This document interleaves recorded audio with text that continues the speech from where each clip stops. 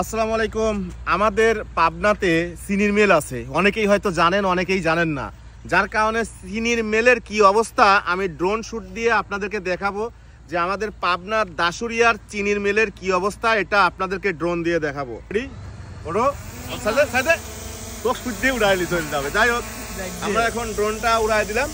তো এখন এই দেখেন, রেডি, 1 2 3 অ্যাকশন।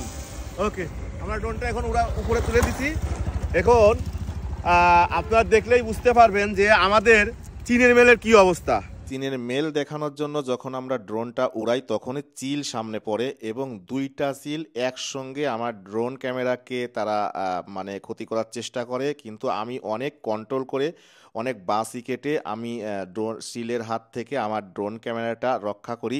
এবং এই দুইটা চিল এইভাবে যে ড্রোন দেখলে এইরকম করে আমি এর আগে কখনো দেখিনি, অনেকের কাছে আমি শুনেছি, বাট এইরকম আমি কখনো দেখিনি। তো আমি চিলের সঙ্গে যুদ্ধ করে তারপরে আমি চলে গেলাম হচ্ছে সেই চিনির মিল। আমাদের পাবনার যে চিনির মিলটা দেখছেন এটাই হলো মানে সেই চিনির মিল পাবনার দাসুরিয়াতে, এবং অনেক বড় এরিয়া দিয়ে এবং দীর্ঘদিন ধরে এই চিনের মিলটা পড়ে আছে। যখন চিনের মিলটা রানিং ছিল তখন আমরা এখানে যেতাম এবং গরম গরম চিনি খেয়ে আসতাম। বাট কি কারণে কেন এই চিনের মিলটা নষ্ট, এক একজন এক এক রকম কথা বলে। কেউ বলে এখানে অনেক অনিয়ম হয়েছে, দুর্নীতি হয়েছে, কেউ বলে কৃষকের আখ যখন এখানে দিত ঠিক মতো টাকা পেত না, কেউ বলে কৃষক এখন আর আখ চাষ করতে চায় না। মানে এক একজন এক এক কথা বলে, কার কথা ঠিক আমি এই বিষয়ে খুব একটা জানি না।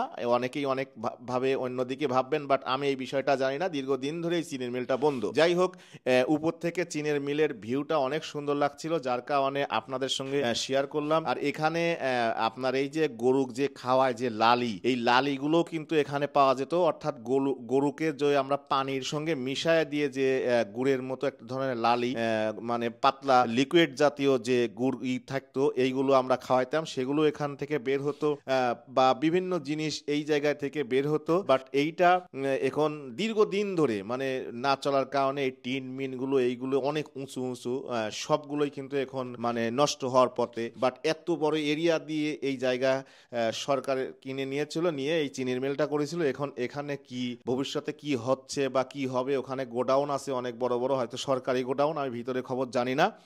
তবে চিনির মিলটাই আপনাদেরকে দেখানোর চেষ্টা করেছি। উপর থেকে চিনির মিলটা কত সুন্দর দেখা যায় এটা আমি দেখানোর চেষ্টা করেছি।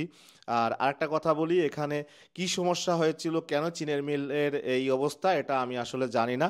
এক একজন এক এক কথা বলে, ওইটা শুনেই আমি আপনাদের সঙ্গে বিষয়টা শেয়ার করলাম। যাই হোক, সবাই ভালো থাকবেন, সুস্থ থাকবেন।